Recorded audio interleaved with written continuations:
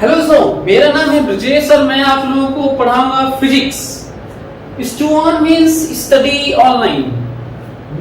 मैं आपको बताऊंगा कि गॉड क्या है रियली में, जो आज तक सबसे बर्निंग क्वेश्चन है, बर्निंग डिजायर है लोगों की कि गॉड करता क्या है, कहाँ रहता है। कुछ लोग खुदा बोलते हैं, कुछ लोग इसे भगवान बोलते हैं। आखिर birth of universe, birth of moon, birth of sun, ये सारी चीजें से रिलेटेड हम लोग आज बात करेंगे। God equation means what? Equation of everything, मतलब unification theory, theory of everything. उसमें कौन सी चीजें रोल प्ले करती हैं। और आज भी सर्च में साइंटिस्ट लगे हुए हैं कि हम लोग कुछ ऐसी चीज निकाल दें जो एक्सप्लेन कर सके सारे यूनिवर्स के फिनोमेना को कलेक्टिवली। यदि मैं बात करूं कि वो कौन से फोर्सेस हैं जो इसको गवर्न करते हैं सारे फिनोमेना को, वो पहले 5 फोर्सेस थे, 5 forces. Electrostatic force, magnetic force, gravitational force, weak force और स्ट्रॉन्ग फोर्स। मैक्सवेल आए और 2 फोर्स को यूनिफाई कर दिया। अब हो गए, ये देखिए दोनों को एक साथ कर दिया, electromagnetic force, gravitation force, gravitational force, weak force और स्ट्रॉन्ग फोर्स, 4 फोर्सेस। अब बात हो रही है आइंस्टाइन के लास्ट में, जब वो उनकी डेथ होने वाली थी और काम कर रहे थे यूनिफाइंग थ्योरी पे, तो उनके टेबल पे पेज पड़े हुए थे और वो इसी पे काम करे थे, theory of everything, unifying theory पे। आज हम लोग बात करेंगे कि आखिर वो आइंस्टाइन का जो विजन था, जो लास्ट वर्क था, वो आज कितना प्रोग्रेसिव वे में चल रहा है और कितना तक हमारी रीच है। ये देखिए मैथ्स का जो इक्वेशन है, जिसको गॉड इक्वेशन के नाम पे हम लोग मानते हैं, यूलर ने दिया था। सबसे बड़े मैथमेटिशियन में इनका नाम शुमार है। और ये क्या क्या रिलेट करता है इसके बारे में तो नहीं जाना चाहता ये, लेकिन अब देख रहे हैं उनकी इक्वेशन, और ना ही हमें मैथ्स अभी बताना है। लेकिन ये मिस्टीरियस इक्वेशन है बहुत सारे लोगों के लिए। This explains everything related to the maths. मतलब मैथ्स में हमारे पास तो है, लेकिन फिजिक्स में नहीं है अभी। जो फंडामेंटल फोर्सेस हैं व्हिच गवर्न्स होल यूनिवर्स, वो हमारे पास इक्वेशन नहीं है unified theory, which is theory of everything. मतलब ये कि ये जो देख रहे हैं ये ऐसा पिक्चर है जो लग रहा है कि कई डायमेंशंस में ये बना हुआ पिक्चर है। और कुछ इसी तरह की बातें हमारे यूनिवर्स की भी हैं। लोग बात करते हैं कि हमारे दुनिया में कितने डायमेंशंस हैं, तो हमारा जो रीच है, जो हम नेकेड आई से देखते हैं, वो 3 डायमेंशनल चीजें हैं। जो मैं आपको देख पा रहा हूं, अपने डेली एवरीडे लाइफ में देखते हैं, वो 3 डायमेंशनल है। 4th डायमेंशन को टाइम कहा गया है। टोटल 10 डायमेंशन की बात हो रही है, टाइम को इंक्लूड करने के बाद 11 डायमेंशन। कुछ लोग मल्टी डायमेंशनल यूनिवर्स की बात करते हैं, कोई मल्टीवर्स की बात करता है, कुछ लोग इनफाइनाइट डायमेंशंस की बात करते हैं कि इनफाइनाइट डायमेंशंस हैं। हमारे इस दुनिया में ऐसे भी डायमेंशंस हैं जिसमें ऐसी दुनिया बसती होगी जिसको हम देख नहीं पाते। मेरे ही सामने एक ऐसा दुनिया हो सकता है, छोटे स्केल का, relatively as compare to me, as compare to earth, जिसमें हो सकता है कि एक बहुत बड़ी दुनिया अपने आप में वो हो, भले ही हमारे लिए वो बहुत छोटी हो सकता है सामने से एक रोड जा रहा हो, उस पे से कोई बाइक लेके जा रहा हो किसी डायमेंशन में और हमें पता नहीं है। ठीक वैसे ही बातें हैं जैसे घोस्ट की बात होती है, भूतों की बात होती है, जो तांत्रिक और क्या क्या होता है कि भूत सवार हो गया। यदि हमें घोस्ट दिख रहा है तो मैं उस डायमेंशन में उसको फील कर पा रहा हूं, देख पा रहा हूं। किसी को वो नहीं दिख रहा है तो उसके पास वो नहीं दिख रहा है। तो what is true, nobody knows. सच्चाई तो यही है कि सच क्या है हमें नहीं मालूम, और हम लोग पास्ट में जीते हैं, क्योंकि देखने के लिए आंख में इमेज का बनना जरूरी है। इमेज के कारण सेंसेशन प्रोड्यूस होता है, न्यूरॉन्स के कोड्स जाते हैं ब्रेन में, ब्रेन डिकोड करता है, हम उसे परसीव करते हैं। जब तक लाइट जाके इमेज नहीं बनाती तब तक हम उसे उन चीजों को नहीं देख पाते, नहीं परसीव करते। इसका मतलब जो भी चीजें देख रहे हैं उसमें हमें टाइम लगता होगा। यदि मैं कोई चीज देख रहा हूं तो वहां से मेरे आंख तक आने में d/c टाइम लगता होगा। That is time taken to travel by light to make image at retina inside my eyes. So d/c time बाद ही हम देख पाते हैं। इसका मतलब हम कभी भी प्रेजेंट में नहीं जीते। यदि फिर मैं लौट के आऊं गॉड इक्वेशन पे, तो ये देखिए बहुत सारे आज तक इक्वेशन की डिस्कवरीज हुई हैं, लेकिन तब भी हम लोग एक सिंगल इक्वेशन डिफाइन नहीं कर पाए हैं जो एक्सप्लेन करे पूरे यूनिवर्स के फिनोमेना को। जैसे मैथ्स में यूलर इक्वेशन आ चुका है, फिजिक्स में आज सबसे ज्यादा जो सर्च करने की बात हो रही है, जिसमें लार्ज हैड्रॉन कोलाइडर, जिसमें दो प्रोटॉन को लड़ा के हिग्स बोसॉन की डिस्कवरी हुई, जिसमें पीटर हिग्स को नोबेल प्राइज भी मिला। लेकिन उस समय लोग डरे हुए थे कहीं ब्लैक होल न बन जाए, इस एक्सपेरिमेंट से खत्म हो जाए। मीडियाबाजी इतनी हो गई कि गॉड पार्टिकल नाम पड़ गया, जबकि ऐसा कुछ भी नहीं था।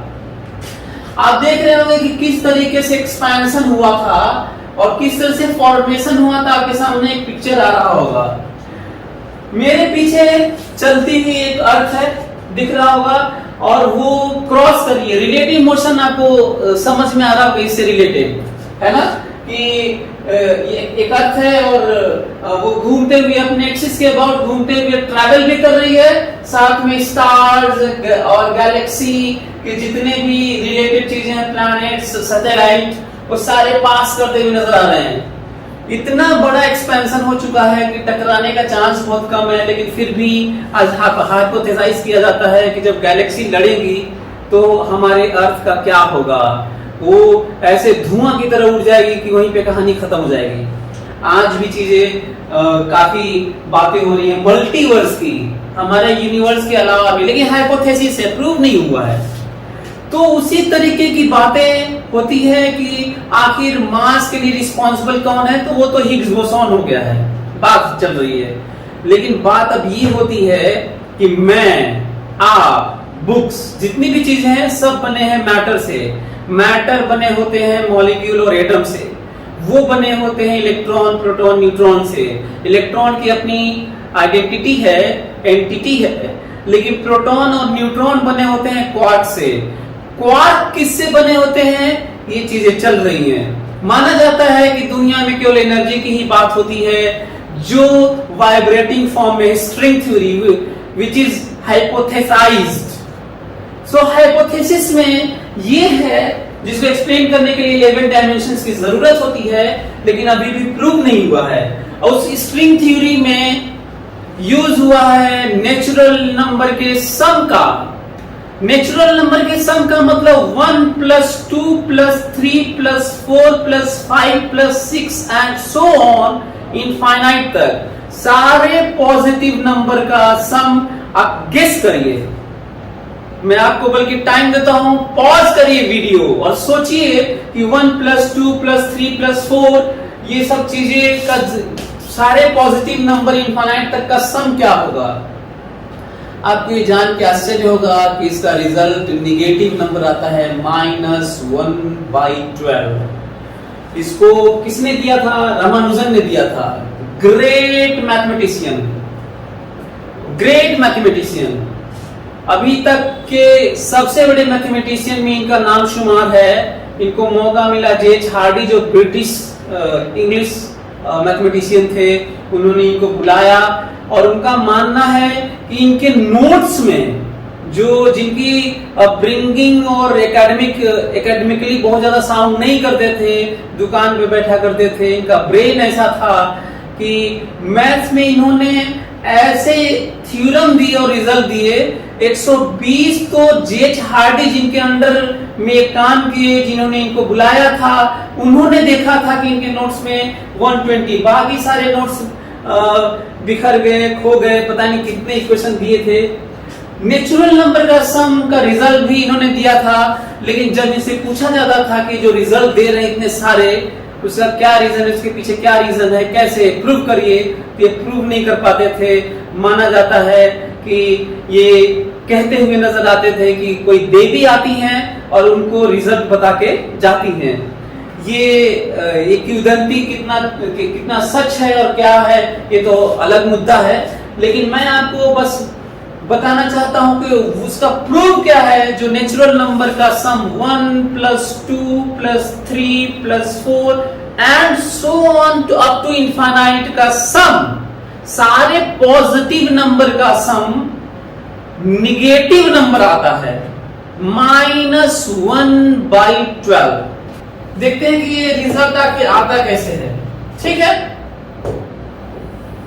मान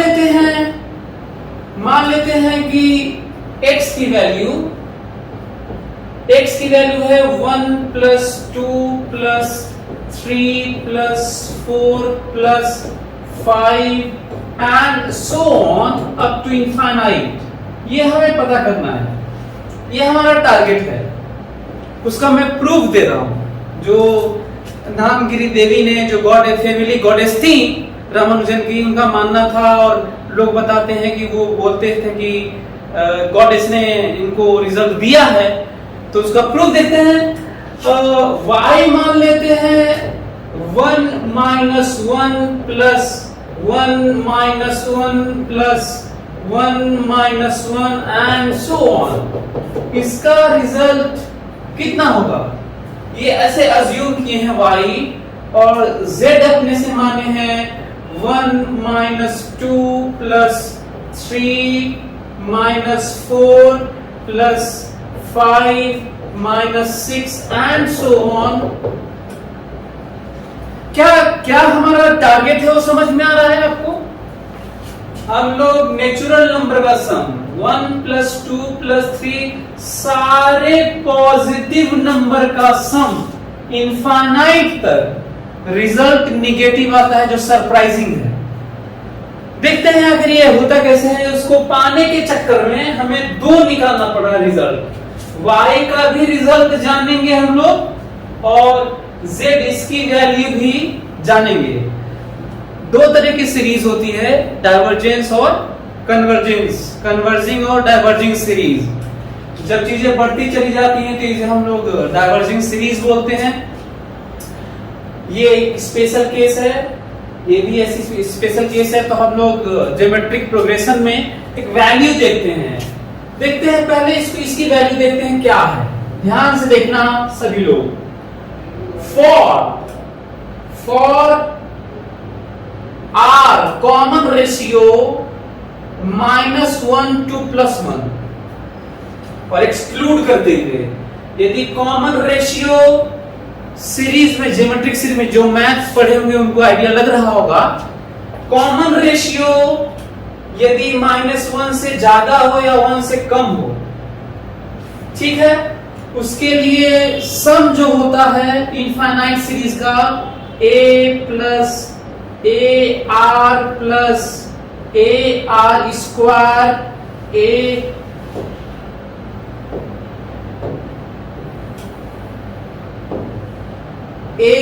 ar square + ar cube and so on up to infinite. इस तरह की इनफाइनाइट सीरीज की वैल्यू होती है a/1 - r। ओके, लेकिन कंडीशन है, जो कॉमन रेशियो है ना अगल बगल का, next by just previous one का रेशियो r, जब ये वैल्यू होती है और इनफाइनाइट सीरीज का सम, ये बहुत आसानी से प्रूव किया जा सकता है। बहुत ही छोटा सा प्रूफ है, लेकिन जरूरत नहीं है क्योंकि हमें तो बात करनी है गॉड इक्वेशन की, जो चर्चा चल रही है। तो ये सीरीज है, एक छोटा सा रिजल्ट है ज्योमेट्रिक प्रोग्रेशन का, जिसकी वैल्यू ये आती है। ये भी एक अप्रोक्सीमेशन भी मान सकते हैं, लेकिन वैल्यू ये आती है, बहुत आराम से प्रूफ किया जा सकता है, लेकिन कंडीशन लगा हुआ है। लेकिन मेरे दिमाग में ये आ रहा है कि ये तो सही है, कम होना चाहिए और इससे बड़ा होना चाहिए।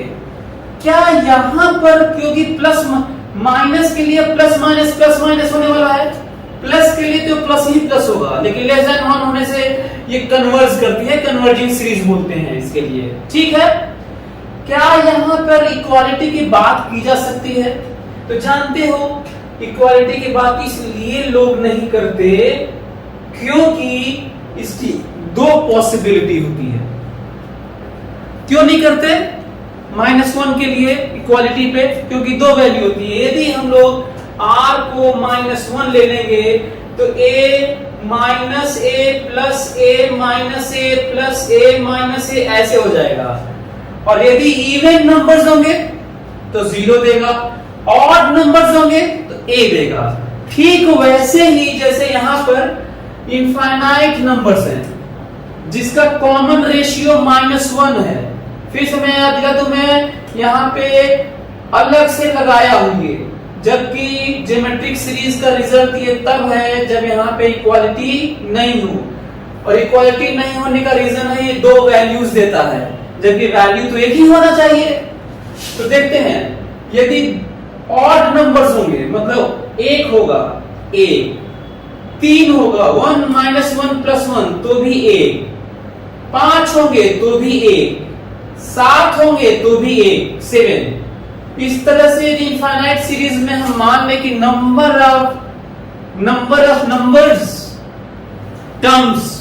ऑफ टर्म्स इनफाइनाइट में यदि 2 केस बनता है, ऑड होगा तो इसकी वैल्यू 1 आएगी और इवन होगा तो 0 आएगी। यही कारण है कि हमें यहाँ पे एक्सक्लूड करते हैं, कोई और रीजन नहीं है। नहीं तो -1 के लिए भी वैल्यू नहीं आएगी, ये नहीं है, बल्कि दो पॉसिबिलिटीज हैं, इसीलिए हम लोग इसको बाहर करते हैं।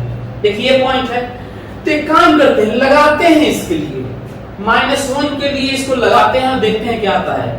For this case y is equal to a की जगह देखो 1 है और 1 - r, कॉमन रेशियो इसका -1 है, इसका कॉमन रेशियो -1 है। कॉमन रेशियो a1 है, 1 - r, common ratio is -1। Value आया 1/2, इसकी वैल्यू आ गई 1/2। तो हमें लगता है कि आप लोगों को मेरी बात समझ में आ गई होगी। डाइवर्जेंस सीरीज, कन्वर्जेंस सीरीज, ये इक्वालिटी यहाँ पे जबरदस्ती क्यों लगाया था, क्या मीनिंग है और क्या रिजल्ट आता है। तो ये 1/2। एक काम करते हैं, माना कि हम नहीं जानते हैं, लेट अस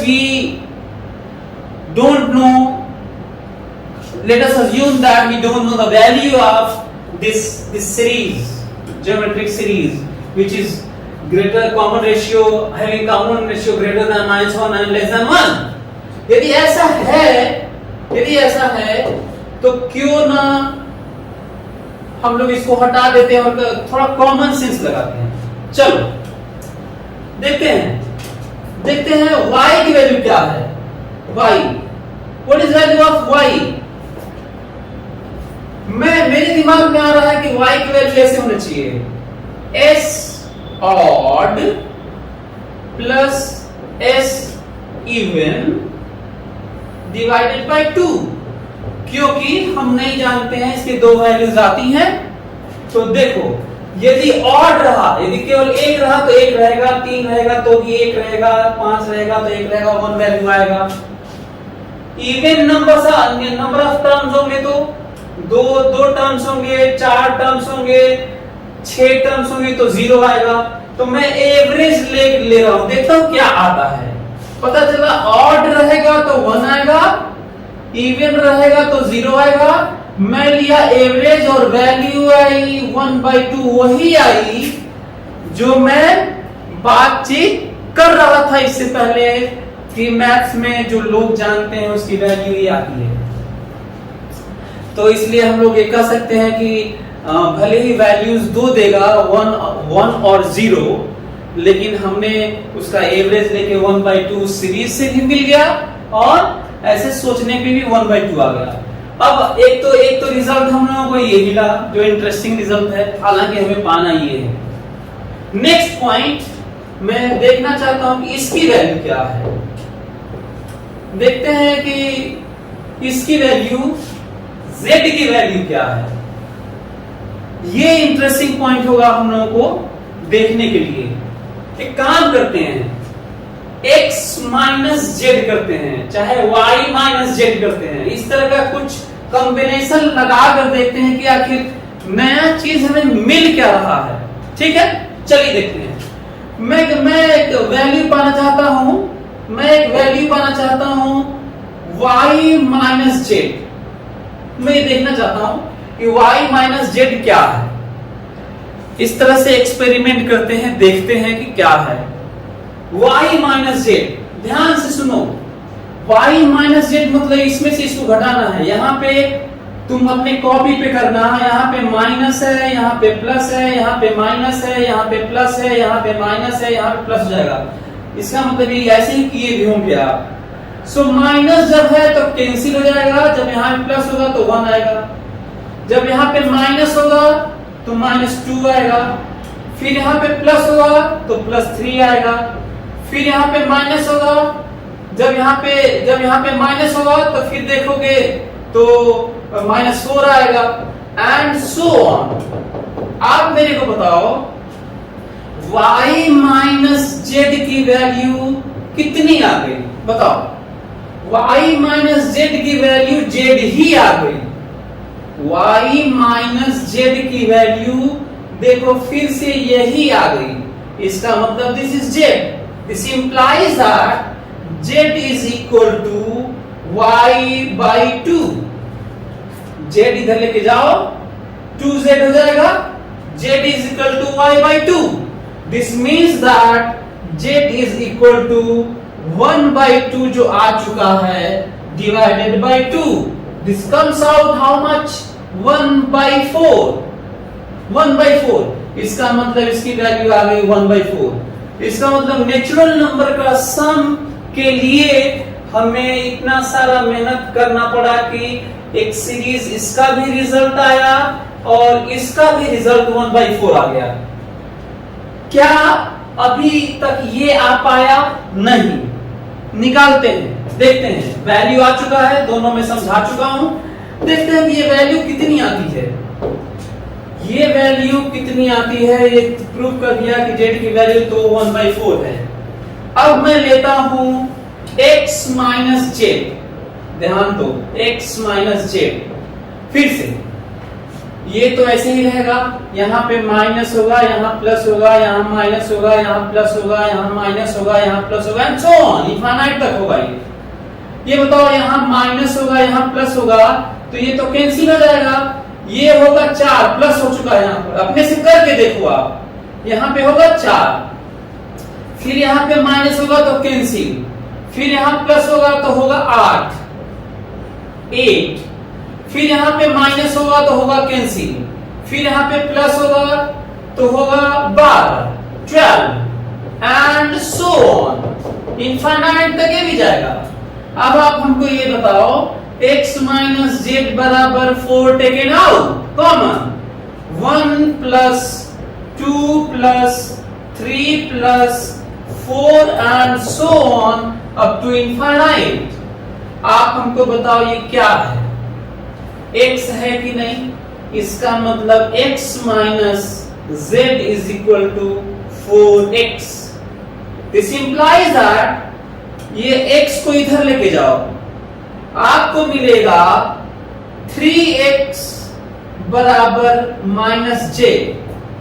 ये इंप्लाई करता है x बराबर -z/3। But you know that z की वैल्यू 1/4 है, मतलब -1/4/3 is equal to -1/12। This value comes out how much? -1/12. Surprising. गजब का रिजल्ट आया, मिस्टीरियस रिजल्ट आया। इनफाइनाइट पॉजिटिव नंबर का नेचुरल नंबर का सम, सारे पॉजिटिव नंबर है, उनको जोड़ा गया तो निगेटिव नंबर आया। अब दिक्कत है, व्हाट डज इट मीन? ये करता, इसका मतलब क्या है? अब क्या किया जाए? हालांकि दो और रिजल्ट भी आए हैं, लेकिन नेचुरल ये सरप्राइजिंग है। इसका तो समझ में आ रहा है, ठीक है, इसका लग रहा है कि आना चाहिए ये, लेकिन इसका ये आना चाहिए, ये दुनिया में किसी ने नहीं सोचा था। ठीक वैसे ही जैसे गॉड को किसी ने देखा नहीं है, और किसी ने देखा भी होगा तो पता नहीं वो सच बोला है कि झूठ बोला है। गॉड इक्वेशन की बात रामानुजन ने कहा था कि इक्वेशन यदि गॉड के थॉट को एक्सप्रेस न करे वो इक्वेशन नहीं है। शायद ये रीजन भी है कि वो इतना कनेक्टेड थे कि रिजल्ट उनको मालूम चलते रहे।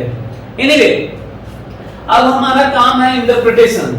ये जो रिजल्ट आया है, क्वेश्चन ये है कि ये माइनस क्यों आया है, और जो माइनस आया है वो फ्रैक्शन क्यों आया है, और फ्रैक्शन में भी 1/12 ही क्यों आया है।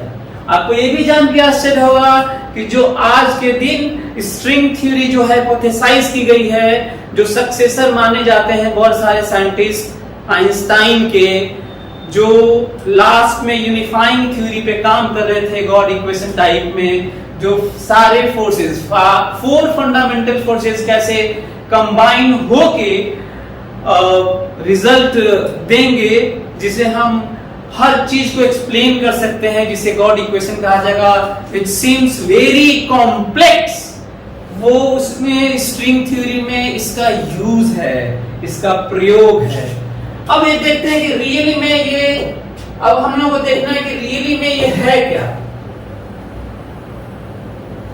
अब हम लोग को देखना है कि रियली में है क्या।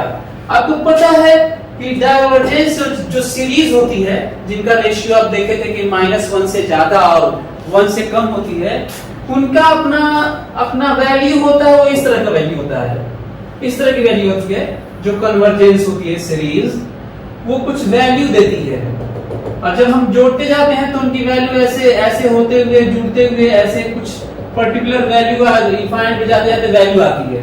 जो सम की बात कर रहे थे हम लोग वाई टाइप की, और ये नंबर ऑफ टर्म्स की बात है ना, ऐसे इनफाइनाइट नंबर ऑफ टर्म्स की, there is number of terms and there is addition sum, इस तरह की वैल्यूज आती है। और जैसा कि देखे थे कि 1 - 1 ऐसी इसकी वैल्यू क्यों नहीं आ पाई थी, क्योंकि दो वैल्यू दे रहा था। प्रॉब्लम कहां पे आती है? प्रॉब्लम यहां पे आती है कि जो ये वैल्यू है वो क्या है। एक नंबर लाइन पे खींचते हैं और देखते हैं वैल्यू क्या है, देखते हैं, समझने की कोशिश करते हैं। 1 डायमेंशनल वैल्यू की बात यदि करें, हालांकि दुनिया में डायमेंशंस जो एक्सप्लेन करने के लिए, स्ट्रिंग थ्योरी को एक्सप्लेन करने के लिए 11 डायमेंशंस हैं, वैसे 10 डायमेंशन की बात करते हैं, लेकिन जब टाइम को डायमेंशन लिया जाता है 11 डायमेंशन हो जाते हैं, है ना। यदि नंबर सिस्टम पे बात किया जाए तो यहाँ पे आपको पता है 0 होता है, यहाँ पर 1 होता है, यहाँ पर 2 होता है, यहाँ पर 3 होता है, यहाँ पर 4 होता है, एंड सो ऑन, ऐसे होता है। यहाँ पर -1 होता है, यहाँ पर -2 होता है, यहाँ पर -3 होता है, एंड सो ऑन। दिक्कत ये है कि ये जो पॉजिटिव वर्ल्ड है, एक दुनिया, याद समझने की कोशिश करो, एक ऐसी दुनिया, एक ऐसा डायमेंशन और एक ऐसी दुनिया, एक ऐसा स्पेस, इसको कंसीडर किया जाए कि पूरा पॉजिटिव नंबर इनफाइनाइट तक को ऐड किया जाए, पूरे इनफाइनाइट तक को ऐड किया जाए, तो इनफाइनाइट एक ऐसा टर्म है जिसके बाद और आगे कुछ एग्जिस्ट नहीं करता। ठीक वैसे ही जैसे हमारा थॉट प्रोसेस, हमारा आइडिया, हमारा परसेप्शन, जितना भी सोच लेते हैं, मन को कहा जाता है कि ये कहीं तक सोच सकता है, वैसे ही बियॉन्ड दैट की बात नहीं हो सकती। ठीक वैसे ही जैसे अभी हम यूनिवर्स से बियॉन्ड की बात नहीं कर पाते, हालांकि हाइपोथेसाइज किया गया है, मल्टीवर्स का भी कॉन्सेप्ट आ चुका है।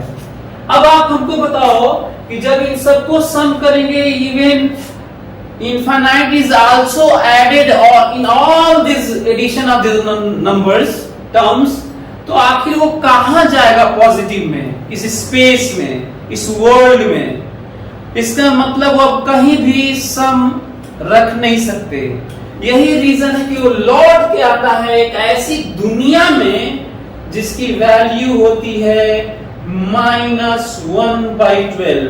आज भी साइंटिस्ट सोच रहे हैं कि इसकी वैल्यू, इस निगेटिव दुनिया का क्या सेंस है, सारे पॉजिटिव नंबर को जोड़ने के बाद एक ऐसी दुनिया है, तो यही रीजन है कि ये गॉड की दुनिया मानी जाती है, सो कॉल्ड, जहां पे हमारी रीच नहीं है, अंडरस्टैंडिंग हमारी नहीं है अभी फिलहाल, लेकिन साइंटिस्ट बहुत सारे काम कर रहे हैं कि why this addition of whole natural numbers gives what -1/12।